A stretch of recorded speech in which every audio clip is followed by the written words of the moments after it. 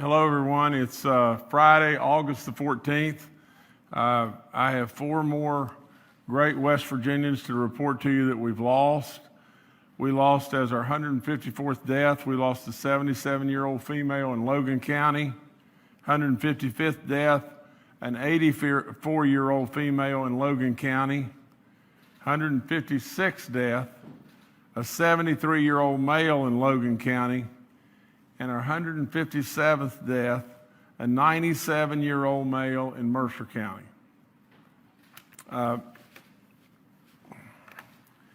We said all along we were worried. We were worried about this terrible killer coming from the south. And in many of these cases, it really didn't come from the south. We brought it back to us. And so that's a real concern, and it's a real concern for any of y'all that are going, especially to Myrtle Beach. You know, it is an issue that we're looking into, and we're probably going to address more stringently, early next week. Yesterday we had 118 positive cases. Before I go there, again, I want you to please let these four great West Virginians not go unnoticed and not just fade away, surely not become a statistic. Please keep them in your thoughts and prayers. Our daily positivity rate yesterday was 2.33. We had active cases of 1,973. That's up from 1,895 on Wednesday. If you'll remember, those cases have been just bouncing back and forth between the 1,800 and 1,900 level. And so we just got to continue to keep watching this. Our number of hospitalizations is exactly the same as it was on Wednesday. We keep saying just this, and our great people that we got with me today will be talking here in just a few moments, but we have tested a lot of people in the state of West Virginia, and that's good stuff. Our reproductive number, our RT number now has popped back up just a little bit. We were the fifth best in the nation. Now we're the ninth. It's at 0.92. I think that jumped back from 0.89. Still a pretty good number, I guess the biggest news of the day is to go to all of how we're going to move into our green, yellow, orange, and red coding system for our state. The first thing I want to do is do this. I want to tell you that we've been working on this night and day for a long time. With all the experts that I know how to gather together, whether they be experts from out of state, that we're all listening to and referencing, the performance of the out-of-state people, across the world people. From the standpoint of our medical teams and everything, from the local level all the way up through the state to even to our czar, Dr. Clay Marsh, to all of the education community, all the way through the education community, from our teachers to the input, of all of our superintendents that are doing phenomenal work on a county basis, all the way to our state superintendent and our state board, and and our state superintendent, Birch is with us today, but nevertheless, the other thing is if we'll step back and look at the great work that they've done, and let me just go through it now with you. There's no state that we know of that has a rating system that is similar to what we're going to propose to do. Our rating system is going to evolve around a 7-day rolling cumulative positive number, not on what has happened since March or whenever we started, calculating our positive cumulative average, and so, but it will start on a 7-day rolling number. And each county in our state will receive a code, basically either a green, yellow, orange, or red code that will change daily. Now, if you're orange, it's going to be surely easier for you to get back to yellow than it would be for you to go all the way back to green. So it's not going to change that significant and that drastically, but the biggest thing you need to try to do with all in you is to try to stay in green is where we want everybody. But if we can have everybody in green and yellow, that is absolutely good. That's exactly what we want to do. Now, the numbers that we'll be using for that are, if you have, and this all will be based on a population basis in the county, so that it's not skewed for counties that are, have a great many more level of population. But but it will be based on 100,000 people population as a percentage basis. Surely we don't need to think about you've got to have 100,000 people in a county to qualify or to get a number or whatever it may be. It will only be based on 100,000 people to develop a percentage basis. But if you have a rating of either from 0 to 7 per 100,000 people on that basis, you will be ranked as green. If you have from 8 to 15, you will be ranked as yellow. If you have from 16 to 24, you will be ranked as orange. And if you exceed 25, you will be red. To give you an idea of a comparison, the nation today is tracking at about 16. Now that barely gets you into orange, but we want to be better naturally than what's going on in Florida or Arizona or Texas or wherever it may be. So, we've got to get better than those numbers, but only slightly better. That would put you in the yellow or hopefully all the way back to the green. Now, if we go red in any county, that county will automatically go 100% virtual. Now, there's a few little twists here. From the standpoint of if you are orange or red right now, and it would happen to be days before the opening on September the 8th, you will not open until you get to yellow or green. Now, the reason we've done that is just this. We don't want to set you up for automatic failure. And we think if you're in the orange, you've got to get yourself out of the orange in order to be able to have extracurricular activities or to open the school safely. That's what we feel like that needs to be. And so if you are orange or red, you will not open until you get below that, and all the teaching will be virtual. Now, once you drop below that, or you are yellow and green, and we start, if you move back into the orange category, let's just say it this simple. If you are yellow or green, and you move into the orange category at some point in time, let's say October the 1st, at that point in time, we will not allow sports competition to take place. We will continue to allow sports practicing in a model that has come out from the SSAC, and it will come out similar to that of the trial basically that we ran in the summer. Where what we did was we did so much conditioning, then so much separation, then so much actual contact with one another, and then so much conditioning.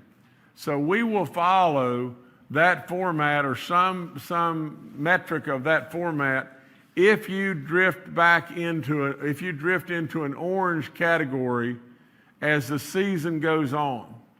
Now, so if you are yellow or green right off of the get-go, we're going to permit and go forward with not only school, but our athletic competition as well.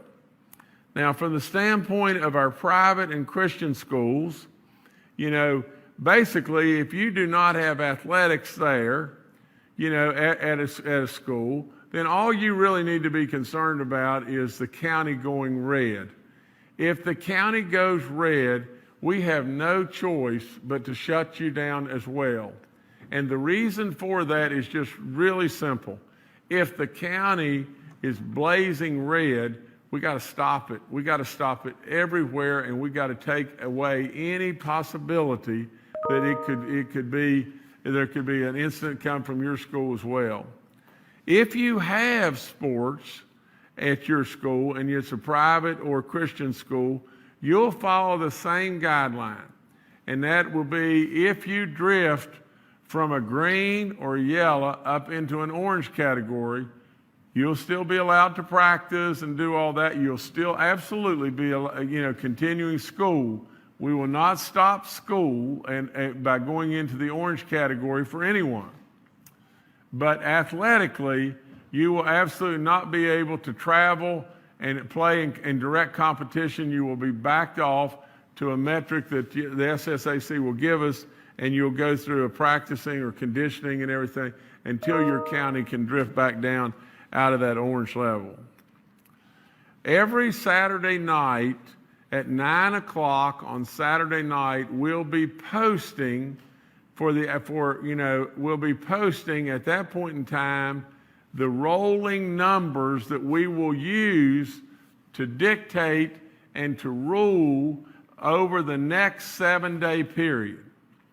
So as we move forward, let's just say that you're in the orange you're in the green or the yellow, and then on Saturday night you drift into the orange category. At that point in time, you can't actively play competition until you pull back down into the yellow and green. So from the standpoint of, let's just say we posted this number, let's just say that in the middle of the week, on the rolling average that you're watching every day, in the middle of the week on Wednesday, you noticed your county had drifted into the orange. You'll be allowed to play games until the weekend on Saturday night, because we can't put it together any other way. The scheduling is too difficult and everything.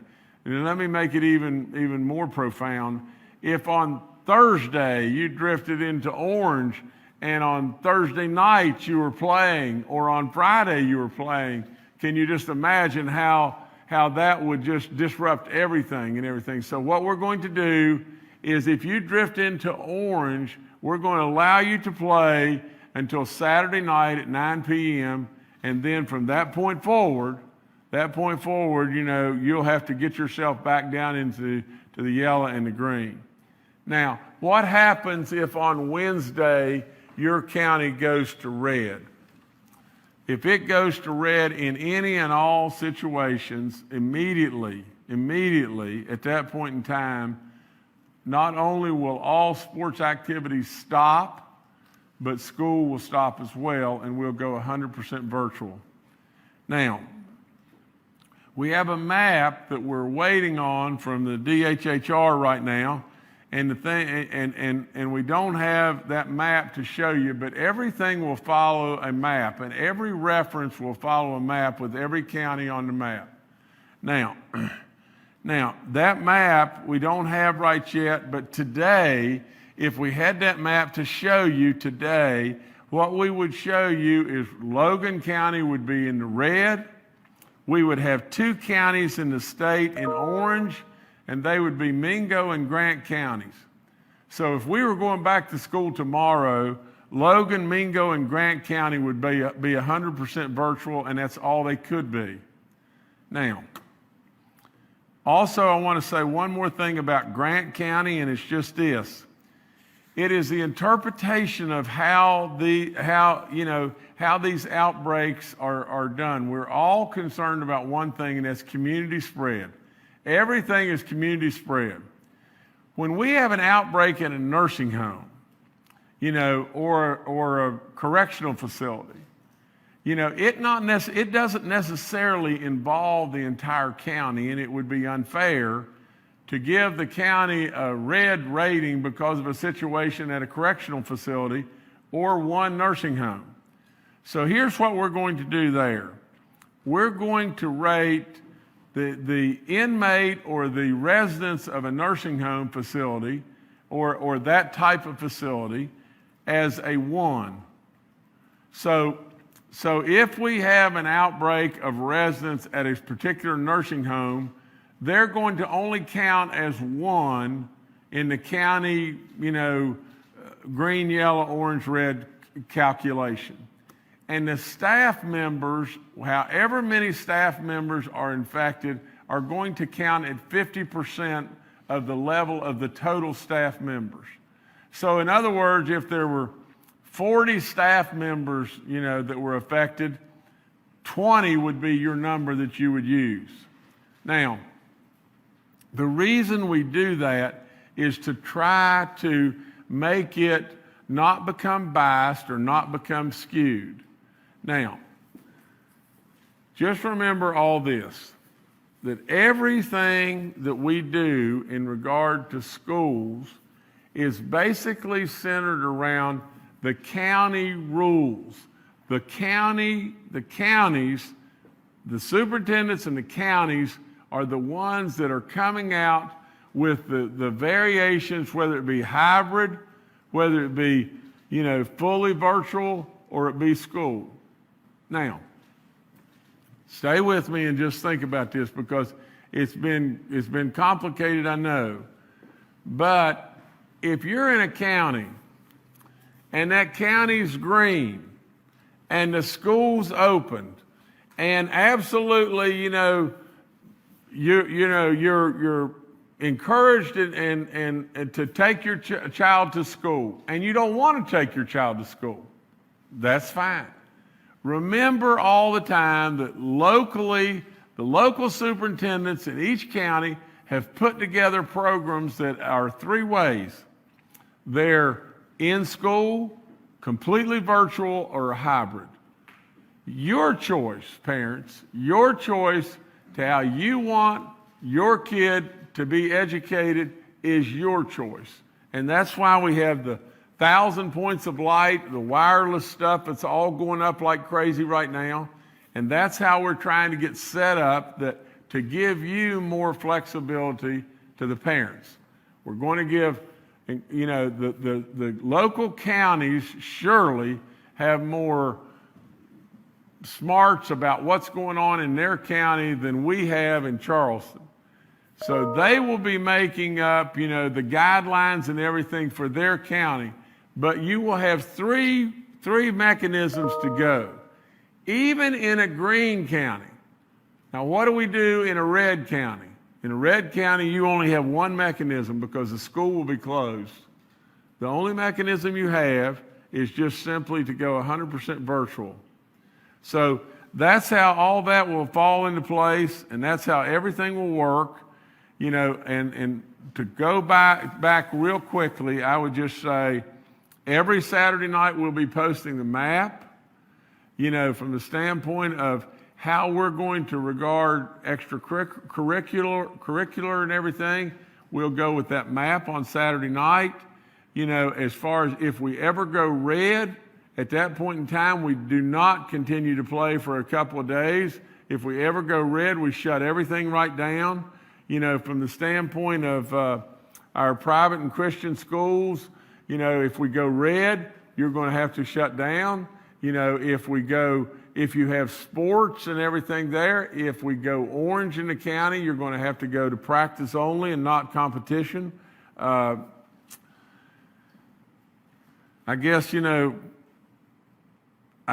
think I've covered everything there, and I'm sure we'll have questions, and we'll go on to those in just one second. But again, I can't thank all those that have worked really hard, whether it be DHHR or the Guard or our Department of Education, our czar, Dr. Clay Marsh, our medical community, Dr. Amjad, and, just so many different people, all the way down through all the local medical and local county health and everybody. You've done a really good job putting this together. I know it's a little complicated and everything, but we've tried to make it completely transparent. Again, West Virginia is on the brink of doing something from a pioneering standpoint that others have not done. But this absolutely, I think, is a way for us to monitor each county, adjust in each county, motivate each county, and really still continue to try to get our kids back in school and try to get our kids participating in extracurricular stuff. And we'll do so with the smart guidelines and eyes of all of our medical community and all of us. Now, if I could go on real quickly, and I'm going to just go through this real fast, but we now have 3 outbreaks reported in churches in the Cabell, Wood, and Taylor counties, 42 total cases. I remind you again and again and again, you're doing better in the church communities and everything, but continue to social distance and keep a pew in between you and do all the good stuff that will keep us safe. Wear masks, please. From the standpoint of our small business programs, going great. We now have out $8.3 million, and we're going to be coming again with another big announcement from the standpoint of we think we have found a way for our entrepreneurs that aren't employees to be able to qualify. And if that be the case, there's such a large number, we're going to start off with being able to send them, and we'll be doing this the first of next week. We're going to be able to start being able to send them $2,000, and we'll just have to see, how the money goes, and we just want to make sure that we've got enough money to keep everything moving the way we'd like it to go. We've now sent out almost $78 million to our cities and counties. All that's going really good. Everybody just keep sending in your applications, and we'll keep moving there. Our free testing this week, we're in Brooke and Lewis counties, and next week we'll be in Lincoln and Hancock County. Our summer feeding program, remember, we don't want any West Virginian to go hungry, and so we've got 696 sites that are set up. If you've got any question whatsoever, please call 211. I'd like to talk to you just 1 second about the census. They have moved the census date up. I don't know if that date for sure is September 30th or September 15th or 20th, but they've moved it up. We only have a very short rope now as far as the amount of time to be able to get counted. Please get counted, West Virginia. You're still behind. You're still way behind. And absolutely, if you don't get counted, we're just throwing money away.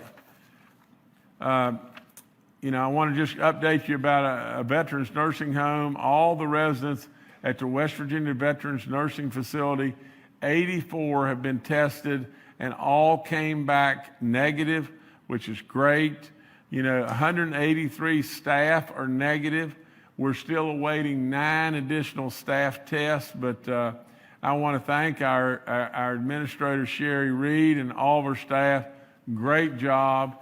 And so with all that being said, I guess the other thing that I have to add is I do know that from the standpoint of percentages, today the state's level is at 2.6, and that is a daily 7-day running average. We're at 2.6 in the state of West Virginia today. As we go forward, the first thing we'll look at is where's the state at? And then the next thing we look at is the county. You will absolutely be regulated or whatever by the county color code as we go forward. That's the guideline we'll have to try to adhere to. Now, but from the state standpoint, we've got to watch that too, because I do know, one of the teachers' unions, the AFT, just came out and said, we're good to go on anything under 5%. So we're in phenomenal shape in regard to that. But we just want to, we'll monitor that, but at the same time, we're going to monitor county by county too. So that's all I've got, and I think we'll keep on going from there. All right, thank you, Governor. Let's now go to Dr. Clay Marsh, our coronavirus czar. Good afternoon, everybody. This is quite a day, as the governor has recounted. We are very committed, and the governor is, to make sure that we are allowing our students and our teachers to go back to school safely. We know that the absence of school and structure for some children results in hunger, results in the lack of structure, results in more childhood traumas, depression, isolation. But at the same time, we also know in the time of COVID, this is a very unusual, once-in-a-lifetime situation. So as we have started to come up with these metrics, and the governor has decided how the state will move forward, we are very much focused on making sure that we can get everybody back into class safely. And as the governor said, as we look at our state sort of gating strategy, that we look at the daily number for a 7-day rolling average of the number of tests that are taken that are positive, we are well below that level of 5%. And that's an important level because that's not only from the AFT, but many states like New York have adopted that same sort of guidance. As we look at the counties and we start to focus on the best information we have in public health, we know that this approach is what the Harvard Institute for Global Health has started related to this scoring system, which is really looking at a 7-day rolling average of new daily cases that are then population adjusted per 100,000 population, so small counties and big counties can be compared equally. And so as we look at this guidance and then start to look at the red, orange, yellow, and green, I think what the governor said is very much true, that we know the single most important element for the success or failure and the safety or the less safe environments for our students, for our children, for our staff, for our teachers, is the health of the community. So what we are really focused on is not only making sure the schools are safe, but making sure the community is safe. And this should really be an incentive to all of our communities, all of our counties, that the safer we keep our communities, wearing our masks, doing our physical distancing, being cognizant that if we travel, we want to make sure that we're being really smart, and maybe we are isolating ourselves when we come back so that we protect others against spreading that if we're asymptomatic or pre-symptomatic. The better our county's health is and the lower the spread of COVID-19, the healthier our schools are. The more we're going to be able to play sports. We're going to be able to get to the things that we love.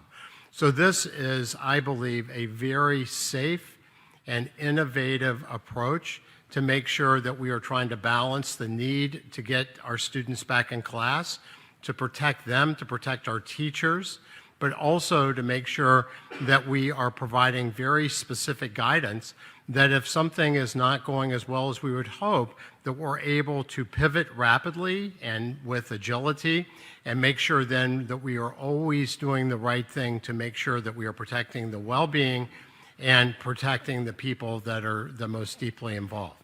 In West Virginia, this is one that it's really up to you and up to all of us to get ourselves into the green, hopefully in all of our counties, and the yellow, so that we can go on and do all the things that we are very much committed to doing together. So thank you. Thank you, Dr. Marsh. Next, we'll go to Clayton Birch, our State Superintendent of Schools. Thank you very much. Thank you, Dr. Marsh, Governor Justice. Spending as much time with these experts as possible, the governor talked about how much collaboration went into creating this. And I just want to try to take a step back and talk a little bit about what's happened the last 3 or 4 months.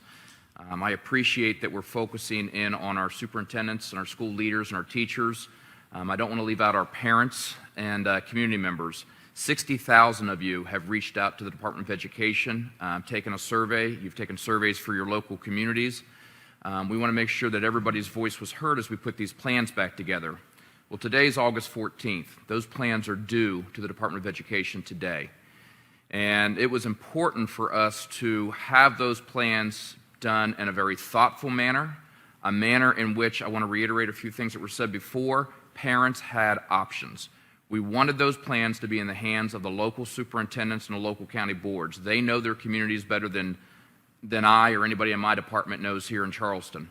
And they put those plans together specifically for their communities, both for options for parents with what resources they had, and we're going to see blended, we're going to see in-person 5-day, we're going to see virtual. And that was the goal from day one, to make sure that, one, parents had options. But now as we've gotten close to September 8th and we've worked with all of these experts on the map and the color coding, is now we're targeting specifically how those counties can prepare for September 8th. And the governor went through green, yellow, orange, and red. And it is posted on the West Virginia Department of Ed's website now. It is something you can go, you can look at, and it will take you through exactly what the governor described. We'll be working with each one of the county superintendents as we go through their plans with them. We'll be working with them each and every day as September 8th gets closer, knowing that if they're in green, they're going to follow our guidance that's been placed and put out for several months. They've got a plan. We know that if they shift to yellow, we know they're going to be working with their community. They're going to be on alert, I think, as Dr. Marsh said, that they need to be paying attention to the numbers.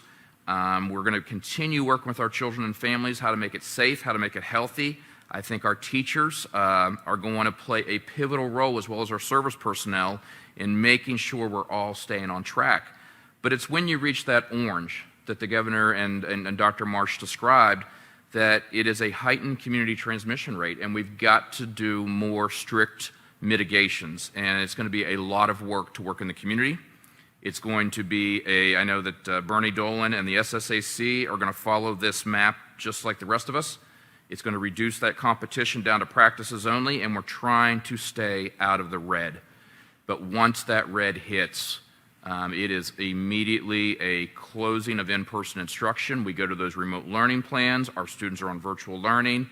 And I truly believe that each one of our 55 county superintendents, as they develop these plans, we're planning to be ready for each one of these areas. So I cannot thank them enough. Thank you, Superintendent Birch. Next, we'll go to the West Virginia DHHR with Secretary Bill Crouch and Dr. Ayn Amjad, our State Health Officer. Good afternoon, everyone. Not sure I can add a whole lot to this. I will say that these have been incredibly difficult decisions. Want to give the governor credit for jumping out again and being proactive and doing something that's very innovative with regard to trying to get children and teachers into the classroom in a safe way. And that's the goal. We believe that can be done. What we are looking at is incidence rates in communities. And as the governor said, and as Clay said, this is a way to look at counties with regard to the level of disease in the counties, and to give counties and communities the opportunity to mitigate that disease. As community spread becomes an issue, you will be able to follow this on the DHHR dashboard. We will have, as quickly as possible, no later than Monday, but we hope to have sooner, the dashboard providing 7-day rolling incidence rates for everyone to look at as a part of some other changes that we're making. The 7-day rolling average will be on there. The maps we will provide, as the governor said, weekly. We're looking at possibly making those available as quickly as possible. But as Clay mentioned, the difference in community spread and congregate spread, and the governor mentioned, is different. So we are looking at adjustments there to try to make sure counties are treated fairly with regard to, and the same with regard to that community spread. congregate care facilities such as prisons and nursing homes, those individuals do not move out throughout the community, so they are treated differently. So we are making adjustments to those numbers to reflect that. We will have those maps available as quickly as possible. I will ask Dr. Amjad. She has a couple of things to say with regard to the process itself. Good afternoon. I'll make just 2 announcements and then talk about the school system as well really quick. But Mercer County did elect a health officer, and they'll make those announcements. But I did want to bring that up because we were following them very closely, but they did pick a health officer, and they'll probably talk about that more down for themselves. But regarding the school system, we have been working very hard with that. And a lot of people do want to know the process of if a child does contract COVID-19. The DHHR does have guidelines for COVID-19 outbreaks in school, and that does go up on our website. It's laid out pretty specifically on our website, and also the Board of Education will have that. But to briefly describe it here for everyone, if a child does have COVID-19 while they're at school, the school will notify the local health department as well as the parent. The child, no matter what time of day it is during the school, would be taken out of the school system by the parent. And if the child is in the classroom, all the children in the classroom, as well as the teacher, would be notified with the local health department for contact tracing. But those questions do come up a lot online to us personally, but we do have a guideline that's written out. We've reread that several times. We've followed CDC guidelines, but that would be on our website. I did want to bring that up, but those are the 2 things I just wanted to mention briefly here, but we'll open for questions later on as well. And let me add one other thing I should have mentioned. The governor talked Wednesday, I believe it was, about moving quickly to open nursing home visitation back up. We're also looking at this system to be part of that approach for nursing homes. And our local health officers out there, we want to make sure they're a part of this process as we move forward. So we'll be working with them in terms of this information as we roll it out here. Thank you. All right, thank you both. Next, we'll go to Bernie Dolan, the Executive Director of the West Virginia SSAC. Good afternoon, and thanks for allowing us to be a part of this. The SSAC has worked collaboratively with the governor's office, the state superintendent, with the health departments, trying to come up with the return to play, return to game, and do it safely. We started this journey back in June, where we began to bring the kids back in small groups, small periods of time, and we've increased the length and the intensity throughout the summer. Our coaches and administrators have shown that they can handle and they can follow the guidelines. We think we've done it very well, very safely. As you notice that our color code works hand in hand with the color code for the schools. Extracurricular activities are just that, extra. So we think that this system will allow communities to get behind the initiative to move the color closer to green and to finally get to green. There will be incentives for communities to move. And we think that with our coaches and administrators and players all leading the way, we think we're going to head in the right direction. We will work with our administrators to deal with the limited spectators as we get into the yellow and green that will allow spectators at the games. So we think it's a great model.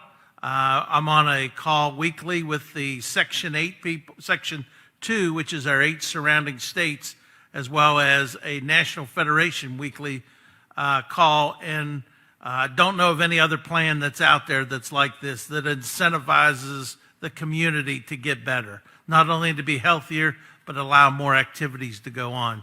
So I thank the governor and everybody for allowing us to participate. All right, thank you, Bernie. Next, we'll go to Major General Hoyer with the West Virginia National Guard. Good afternoon. To highlight a couple of key points, our PPE levels in the state continue to be in a good position, and we continue to obtain more as well as begin to produce more of our own PPE. Significant number of disinfection missions are going on with targeted efforts on our nursing home facilities, as well as helping our first responders, law enforcement agencies, so that they can maintain the level of service needed by our citizens. We continue to provide technical support to facilities, particularly the congregate settings, related to airflow, sanitization, and other best practices. In addition, the governor has put an additional emphasis on us working on efforts with DHHR to continue to aggressively test across the state of West Virginia. That includes producing additional test materials internally, as well as improving lab capacity capability across the state. If you look at us related to national level of testing, West Virginia continues to be in the top of across the states with the percentage of testing, even when you factor in those folks who have had multiple tests. The governor's directed us to continue to be aggressive in this effort, and this will be part of the key to our success in the models that were laid out to you. Thank you. Thank you, General Hoyer. Our first question today from members of the media is from Steve Adams with Ogden Newspapers. Yeah, this is Steve Adams of Ogden Newspapers. This is more of a clarification question, but I've heard it said both ways, talking about updating this map daily and updating this map every Saturday. I'm a little confused on that point. Are we going to be updating this map daily, or am I misunderstanding that these are two different updates? Can somebody explain that a little bit further? Thank you. Let me try to make a stab at that, and then I'll pass to anyone that wants to talk about it. But Stephen, here's the dilemma that we face. If we go in a situation to where we're updating daily, and we go and a county drifts in from yellow to orange, at that point in time, we're supposed to stop and go to practice only with our game situation in regard to sports or any extracurricular activities, Now, so what we've done is we will be updating daily, and everybody will be able to see it. But we will also do a weekly update, and if you enter the week on Saturday night on a yellow, you will be able to participate and play games until the following Saturday night. But if at any time during that week when we're continuing to update, and you'll see the update daily, you'll see it. Let's just say that hypothetically, that on Wednesday, I'm in Greenbrier County, and Greenbrier County goes to orange on Wednesday. Well, I know that I'm in real danger of losing, the ability to play competition and everything. Of course, we're going to work really hard on it, but then on Saturday night, it comes out orange. Now, at that point in time, until the next Saturday, at least until the next Saturday, I can't participate in competition. Now, so we're going to be updating daily. You'll see it every day. But what we won't do is this. We won't get in a situation to where on Thursday, if the dashboard comes out and it shows you with an orange color on Thursday, and we have people already on the way to Greenbrier East High School to participate in a football game, and all of a sudden Greenbrier County has moved into the orange category, then we've got a whole mess as far as being able to how to handle the transportation, how to handle all the scheduling, everything in the world that goes on. So that's why we try to do this. You will be updated daily. You will see it every day. And the only time that it really changes and flips for our extracurricular stuff will be on Saturday night. Now, for the following week.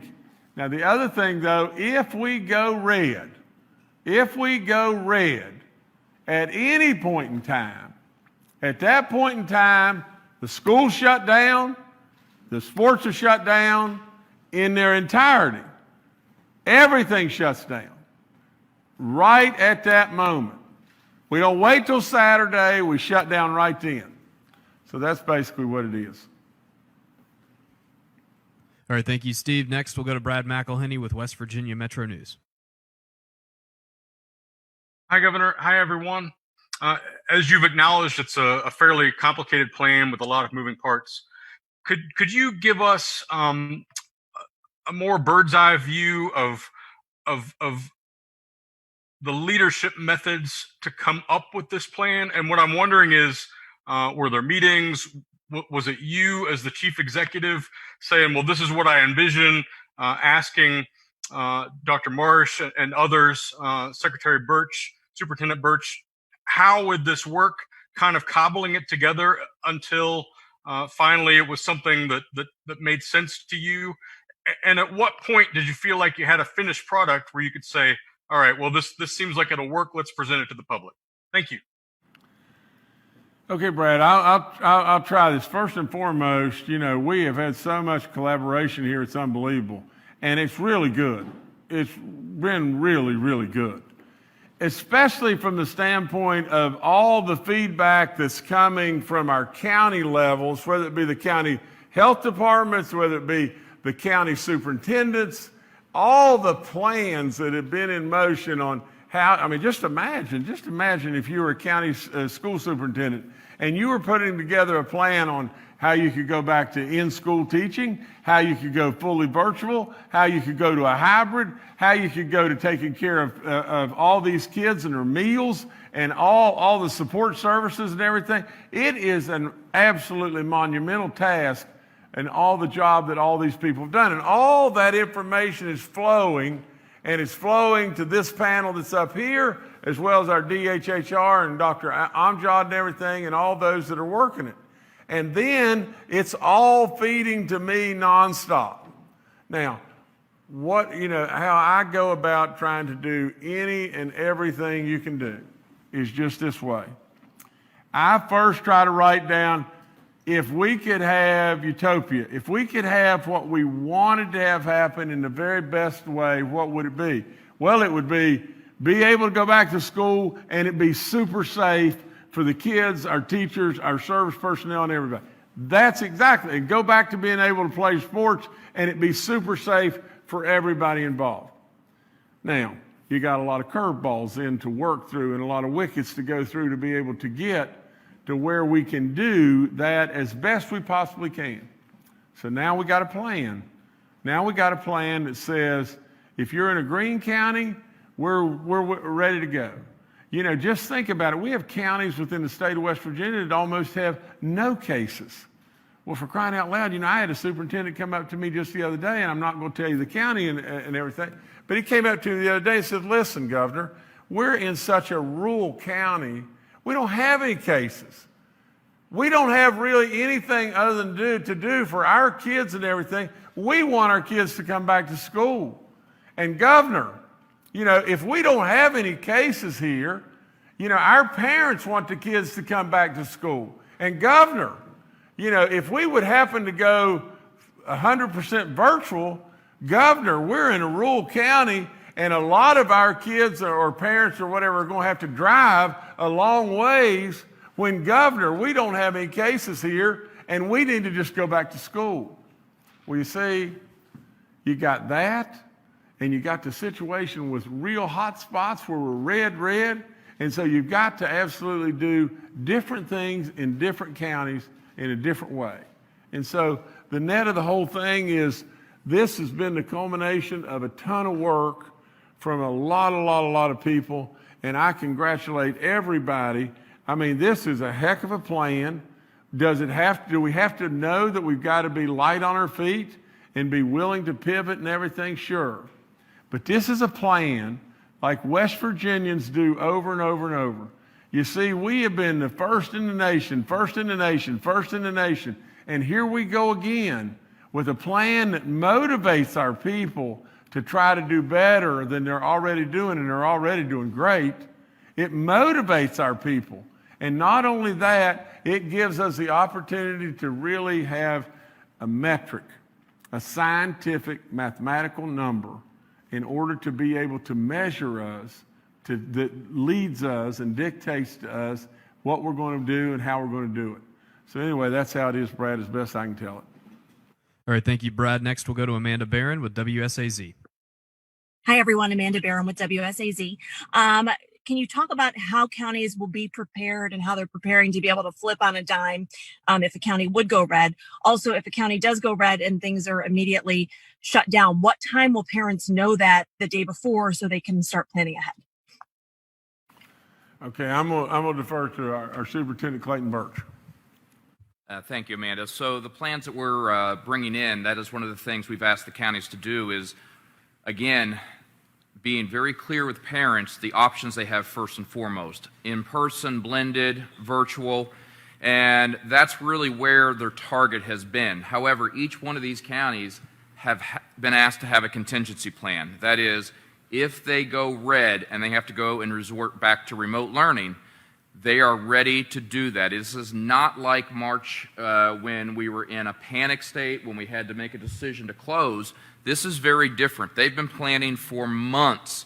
And not only that, the time, I know we've heard the governor use the term, we bought ourselves time to better prepare.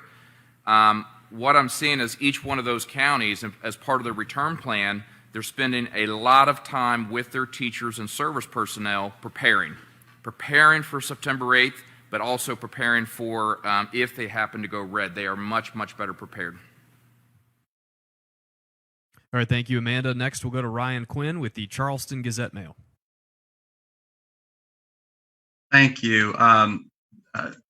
Two clarifications, and then I'll get to the question. One is the metric for the color codes the 7-day rolling average of new positive cases per 100,000 people? Is that the metric? And then what does orange mean for in-person instruction? I believe, Governor, you said at one point that Mingo and Grant, which are orange, would be fully remote if they open today. And they would have to be fully remote. Yet I thought that orange only affected of sports, and it was red that affected that put everybody on fully remote. And is this based on the Harvard Global Health Institute's map? If so, why did you modify it, especially to make the cutoff for yellow 8 new daily positive cases instead of 1, and the cutoff for orange 16 new daily positive cases rather than 10? Okay, Ryan, let me start, and then I'm going to pass to Dr. Marsh, but to clarify Mingo and Grant counties, here's what we decided. We decided that any county that was red, naturally 100% virtual. Any county that is orange before we start, we don't need to let that county start and just be ready to fail.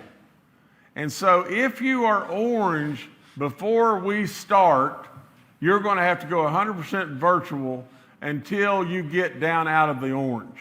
And so that's the only 2 counties that we have that are orange today under these new guidelines and all that. And so we're, Logan, we're very worried about. Naturally, we're worried about all of our counties, but Mingo and Grant, we need to get them down out, back in the yellow and back in the green. And so Dr. Marsh is going to be able to talk to you more about all the specifics and everything, but Dr. Marsh.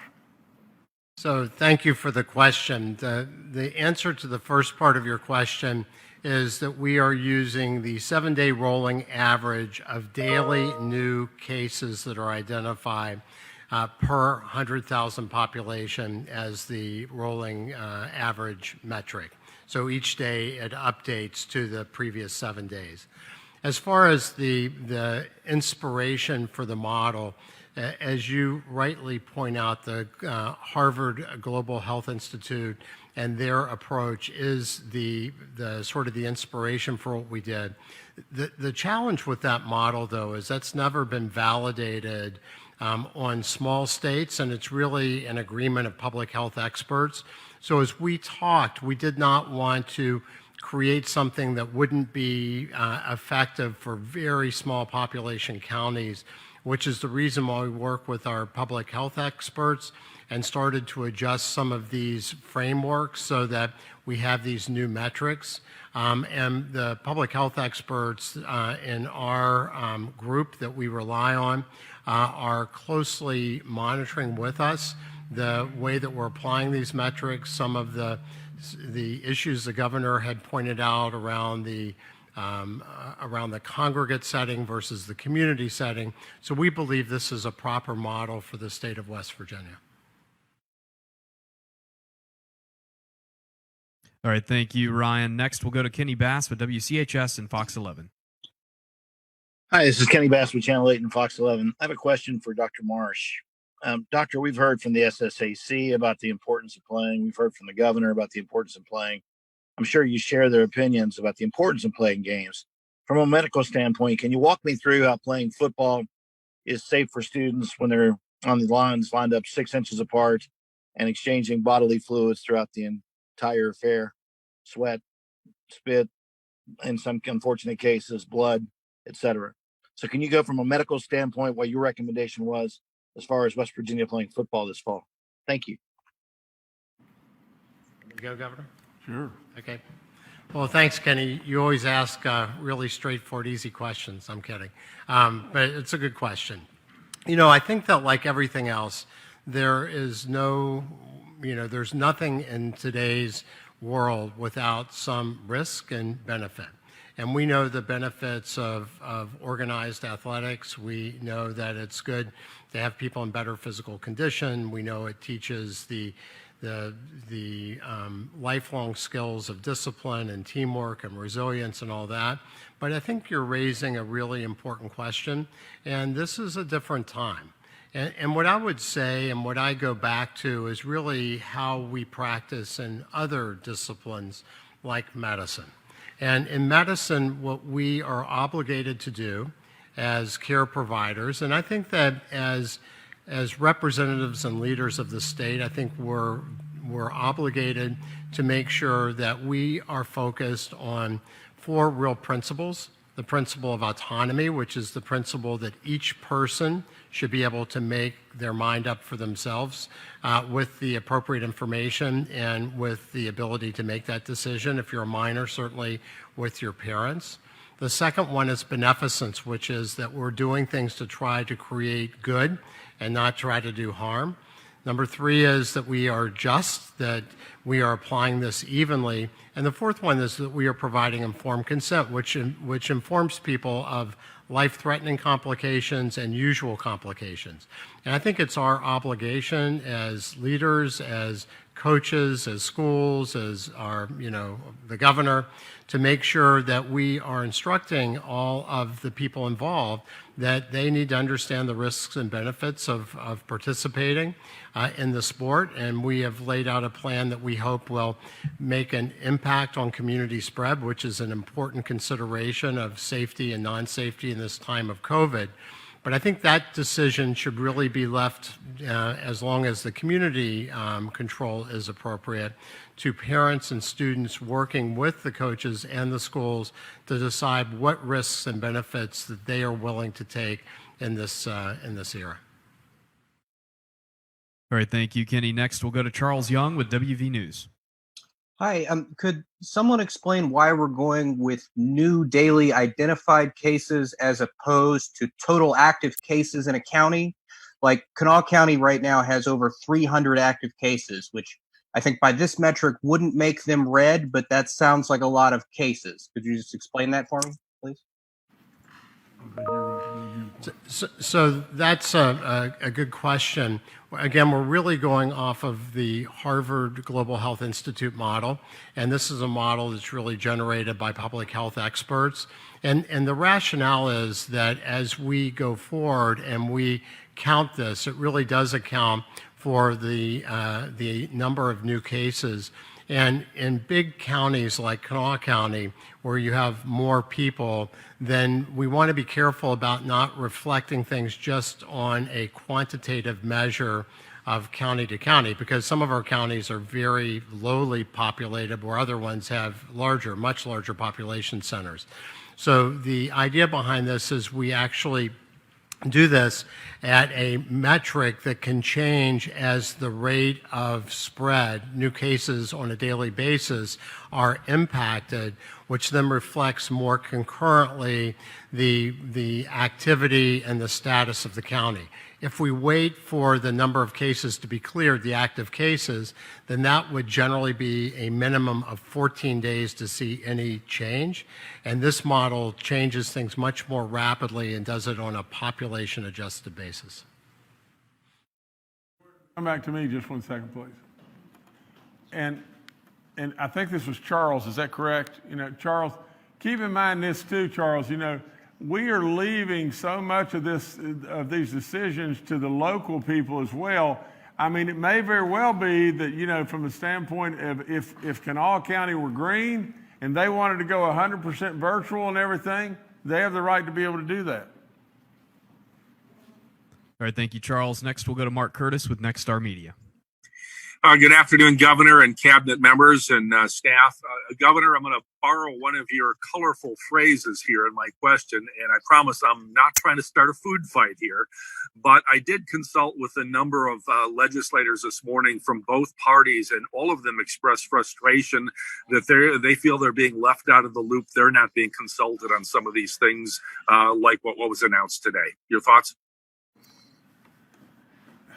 Well, Mark, we're just, only thing I could possibly say is we're trying to keep everybody involved and notified and abreast of every decision that we're trying to make, along the way. We said, 14 days ago that we would be coming out with a color code situation. We'd be coming out in the next 10 days and everything. Today's the date. We got to announce with the color code and everything that the experts came out with and everything. This is not really a decision that this decision is a decision that comes from the experts that are leading us in the field of education and in the field of medicine. And that's all there is to it. I mean, at the end of the day, if we want the very best decision that we could possibly make, we better absolutely be listening to these experts to be able to tell us. All right, thank you, Mark. Next, we'll go to Taylor Stuck with the Herald-Dispatch.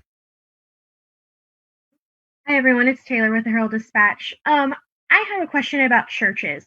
We had a lot of people asking why aren't the churches that have outbreaks being specifically being said where they are and what church it is. So I was wondering if you could explain your reasoning for that, and also if someone could explain why there are maybe more outbreaks in churches than, say, Walmart or other stores or places where people are congregating. Hey, Bill, you're going to have to answer this. Yes, sir. This is Bill Crouch. Yes, we have categories that we're looking at trying to make public with regard to identification of the outbreaks and the type of outbreaks it is.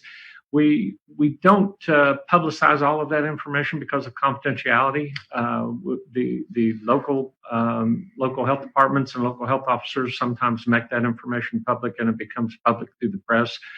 The state, because of confidentiality requirements, does not routinely provide that type of information. But it's a good question and one we've wrestled with in terms of how to get better information out to communities in terms of the type of outbreaks we're experiencing. We, as I've talked about before, we started out with a lot of outbreaks in nursing homes and moved to churches.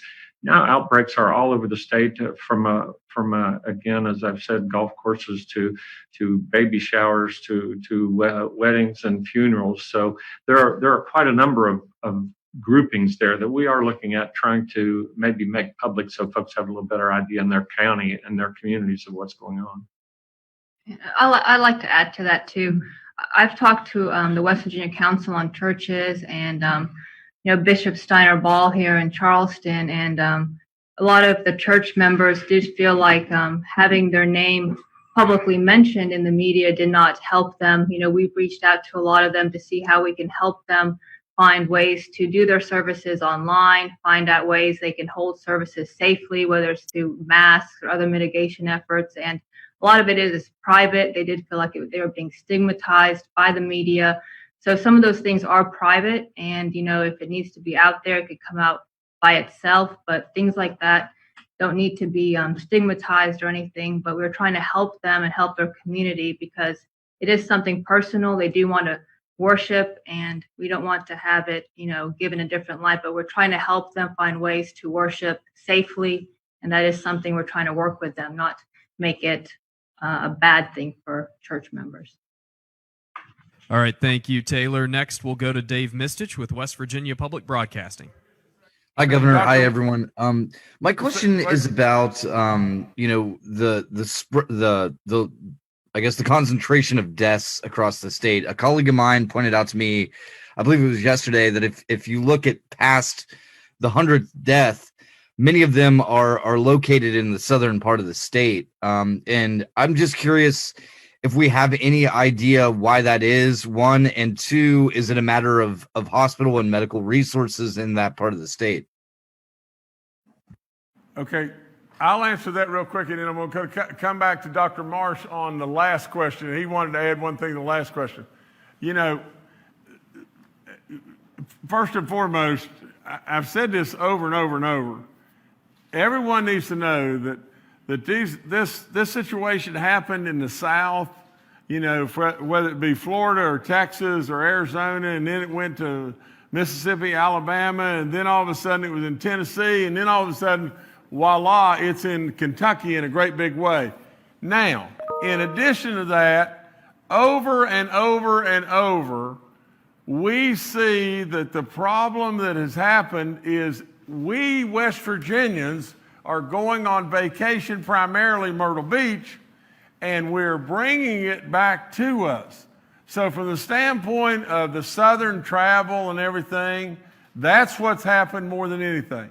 We have brought it back to us and everything. That's tough. I don't want to be critical of anyone, that decided to go on a vacation or whatever like that. We need to be super safe if we choose to do so, especially Myrtle Beach.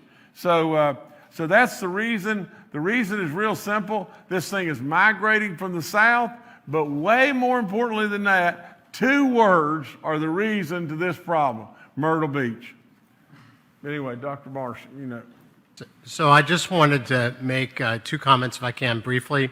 One is that one of the reasons why churches have a higher incidence of spread is because of singing.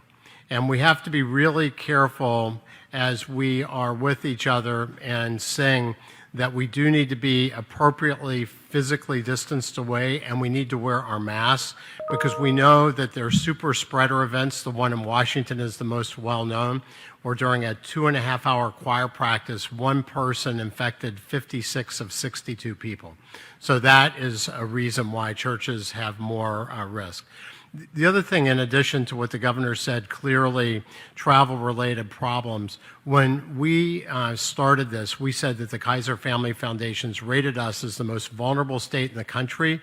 Well, the disease is now at the part of our population that has the most health issues.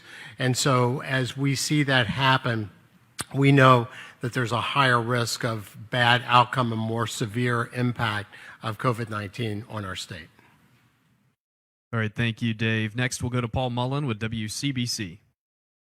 Good afternoon, Governor. Good afternoon, everyone. Governor, you like to use the word pivot. I'm more partial to a drop step, but in regard to pivoting, the school nutrition program, and perhaps this is for Superintendent Birch, the cafeterias in the schools are going to be under a little bit of pressure, especially in a hybrid situation or having the ability to switch menus if there is a shutdown and going to all virtual. How is that being handled? Are they going to have enough different kinds of food on hand in order to feed the kids? Superintendent Birch is going to answer. Yeah, that had to be part of their plan. So when those plans come in, what you'll see is that some counties are looking at reduced capacity for their cafeterias when they're on site. Some are looking at eating in the classroom. So they're adjusting that when the school was in person and live. But remember, what we said was they all had options. So each one of those families who chose not to do in person, that chose to go virtual, they also have to make each one of those meals available to them. Now, General Hoyer and I have been talking quite a bit about if they go red and go full remote. And that is, we have to be ready, and the counties have to be ready to provide meals to all students when they go remote. All right, thank you, Paul. We have one follow-up question from Ryan Quinn with the Charleston Gazette Mail. Thank you. Do any colors below red force implementation of any more mandates regarding in-person schooling, like a requirement to wear masks in schools and on buses, whether they're social distancing or not?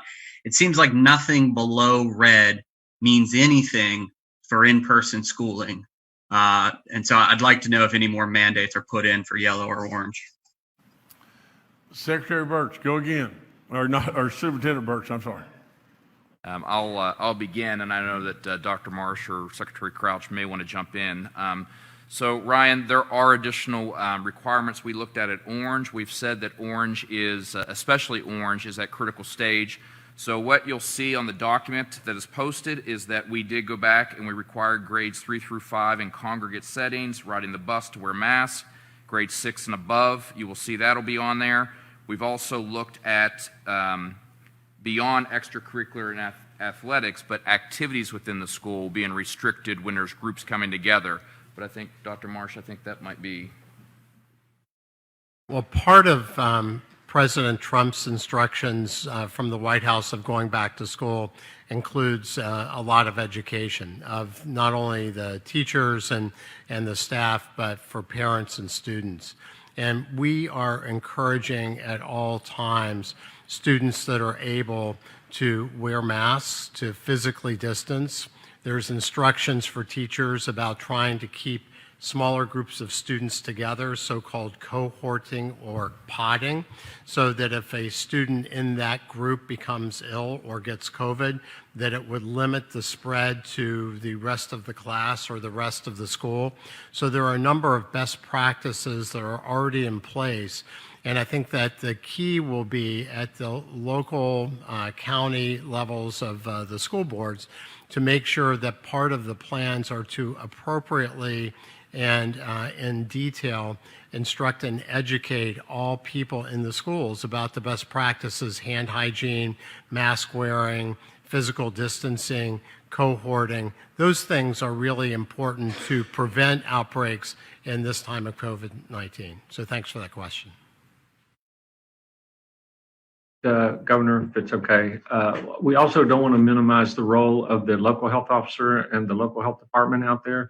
They will be working, as they always do, with counties and with schools in terms of mitigation of risk and in terms of efforts that should be put in place or could be put in place in a county to mitigate this disease. So they still have a role in this, clearly have a role in this, and will be part of that under the yellow and in terms of possibly more testing, and under the orange in terms of some other efforts that could be taken in the community and in the county. Thank you. All right, thank you. That's all the questions we have for today. Governor, I'll turn it back to you. Well, let me try to wrap this up by saying just this, that again, I can never be more grateful than what I am right now to all these people that we call experts and all the people that are feeding information through and to them. You know, from the standpoint of, Bernie Dolan or Clayton Birch or Dr. Marsh or General Hoyer, I mean, what an incredible work that they've done. And I don't say that lightly. I don't blow smoke at anybody. They've done phenomenal work, as well as all the people that are putting this together and feeding the information up through all the different ranks to them. We don't ever forget the people that are truly on the front lines, whether it be our local healthcare people, all of our first responders, all the guard, everybody. But in addition to that, we've got to remember our superintendents, all of our teaching community, all those that are there on the front lines in our counties that are feeding us information and putting together plans, and they've done great. Now, let's just think about this just 1 second. What are you going to do?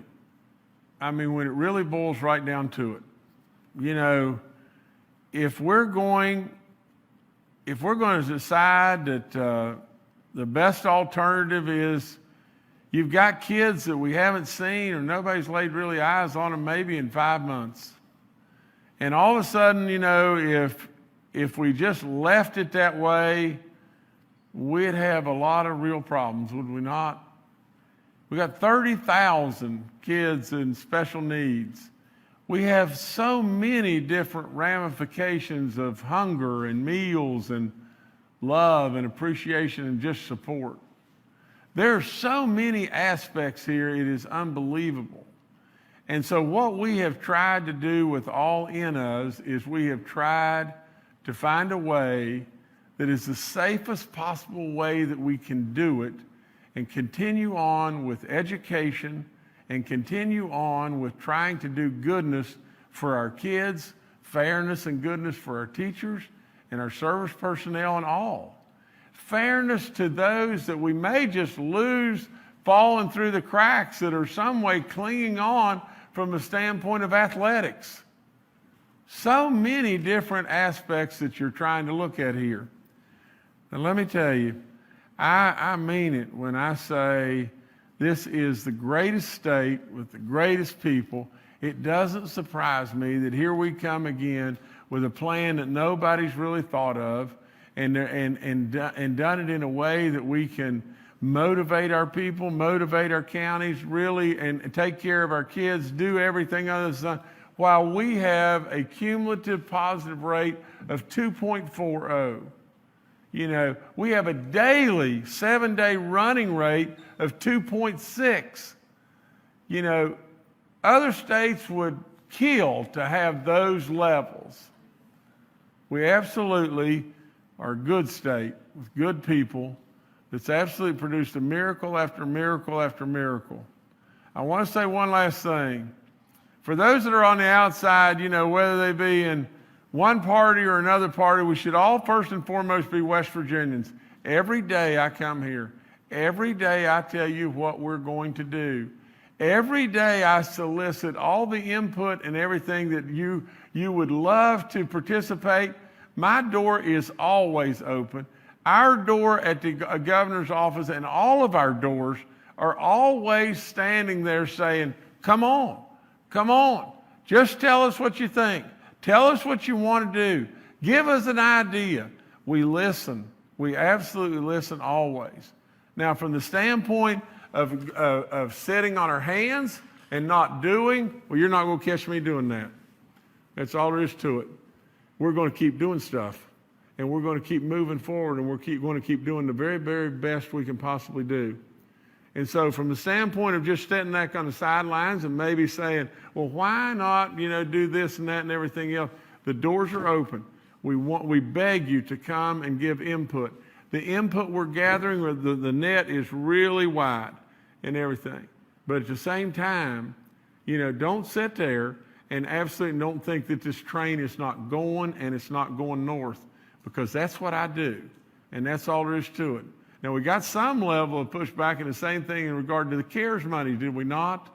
And at the end of the day, what happened was, all of a sudden, lo and behold, we were ranked 4th in the nation as far as expediting the CARES money as expeditiously and as fast as we possibly could.